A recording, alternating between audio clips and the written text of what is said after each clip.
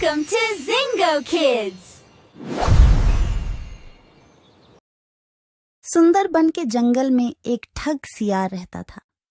वह बहुत ही निकम्मा और कामचोर था। हमेशा इसी जुगाड़ में रहता कि कहीं कोई मुर्गा मिले जिसे मूर्ख बनाकर उसके साथ ठगी की जाए। एक दिन अरे बंदर भाई, कल रात में मैंने आपको सपने में देखा। अरे रहने दे सियार, तू अपना सपना अपने पास रख और मुझे जाने दे। ऐसा बोलकर बंदर चला गया। धीरे धीरे सारे जानवर सियार की हरकत को जान चुके थे, इसलिए कोई भी जानवर उसकी बातों में नहीं आता था। अब सियार समझ चुका था कि इस जंगल में उसकी दाल नहीं गलने वाली, इसीलिए वह दूसरे जंगल जाने का निश्चय किया और अगले दिन सियार अपने जंगल को छोड़कर दूसरे जंगल की तरफ निकल पड़ा। दूसरी जंगल में पहुंचते ही दिन भर जंगल का जायजा लिया और शाम होते ही एक गधे को देख उसके पास गया और रुककर बोला, गधे भाई, मैं इस जंगल में नया आया हूँ और शाम भी ढल चुकी है। क्या मुझे एक रात रुकने के लिए आपके पास शरण दे सकते हो? हाँ हाँ, क्यों नहीं। अभी तो तुम इस जंगल में नए हो और हमारे लिए मेहमान हो, और मेहमान तो भगवान के समान होते हैं। ऐसे कहते हुए गधे ने सियार को अपने पास रोक लिया और उसे सम्मान के साथ भोजन कराया। भोजन करने के बाद दोनों आपस में बातें करने लगे। सियार ने गधे से बोला, अरे गधा भाई, इस जंगल में पीपल के पेड़ के पास एक तालाब है, जानते हो उसके बारे में? हाँ हाँ, पीपल के पास एक तालाब है। वह तालाब कीचड़ से भरा पड़ा हुआ है। उसका पानी भी बहुत गंदा हो चुका है। यहाँ का कोई भी जानवर उसका पानी नहीं पीता है। सियार ने अपनी आवाज को धीमा करते हुए बोला, क्या तुम जानते हो, वह सोने चांदी का तालाब है। उसके अंदर ढेर सारा सोना और चांदी छुपा है और उस तालाब का मालिक मैं ही हूँ। सियार का बात सुन गधे ने चौंक के बोला, ये तुम क्या बोल रहे हो सियार भाई? तालाब भी कहीं सोने और चांदी का होता है? मैं भी ऐसे ही सोच रहा था। मुझे भी इस तालाब के बारे में कोई जानकारी नहीं था, लेकिन कुछ ही दिन पहले मेरे पिताजी मरने से पहले सारे संपत्ति मेरे नाम की।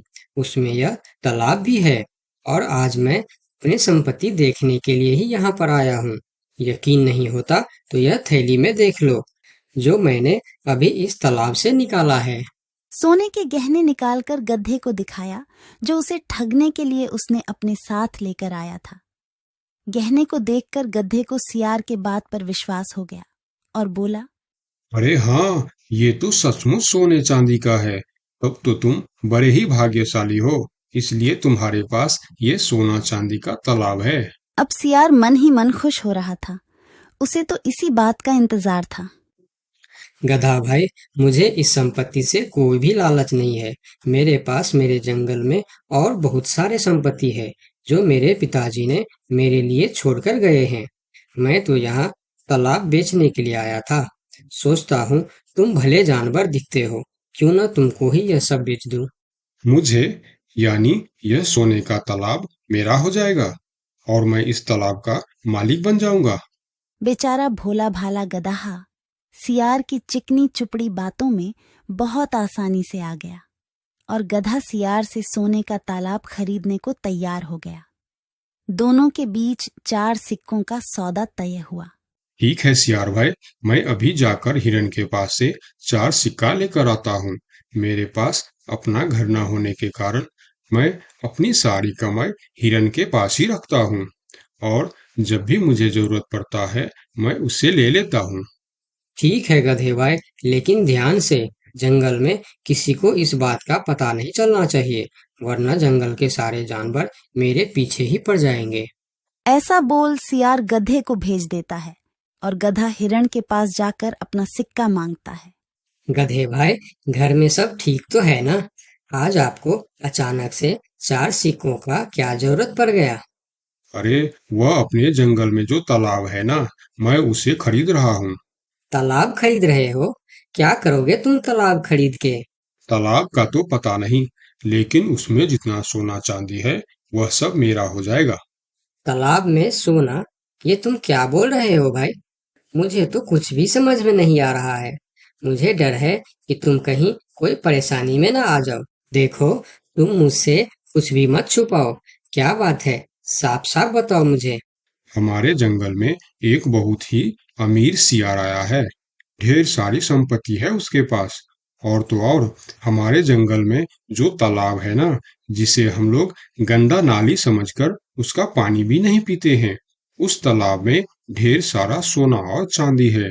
उसने तो मुझे उस तालाब से सोने का गहना भी निकाल कर दिखाया है। उसी तालाब को मैं खरीद रहा हूँ। हम दोनों के बीच 4 सिक्कों का सौदा हुआ है। मुझे तो वह सियार मूर्ख ही मालूम पड़ता है, जो इतने सस्ते में सोने का तालाब बेच रहा है।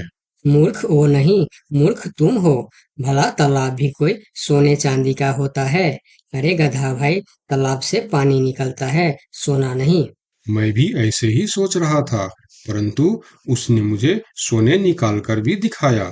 गधे भाई, मुझे वह कोई ठग मालूम पड़ रहा है, जो तुम्हारे आंखों में धूल झोंक कर तुम्हें झांसा दे रहा है। मैं एक तरकीब बताता हूँ, जिसे दूध का दूध और पानी का पानी हो जाएगा। कौन सा तरकीब हिरन भाई?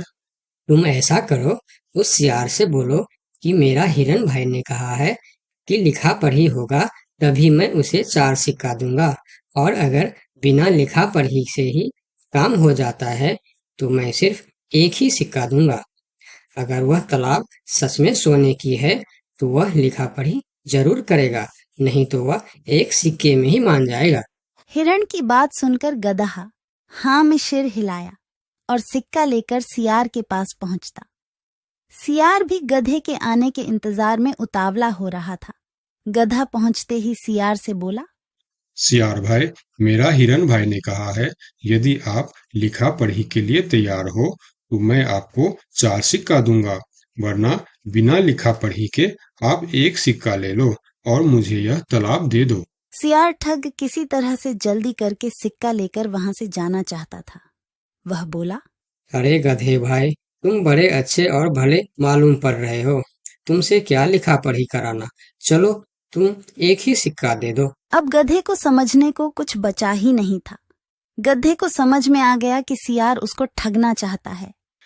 ठीक है सियार भाई, कोई भी शुभ कार्य करने से पहले मुंह मीठा करना जरूरी होता है। मैं अभी लड्डू लेकर आता हूँ, आप यहीं रुको। गधा जंगल से 2-3 जानवरों को बुला लाया और सियार की जमकर धुनाई कर दी। किसी तरह सियार वहां से जान बचाकर भाग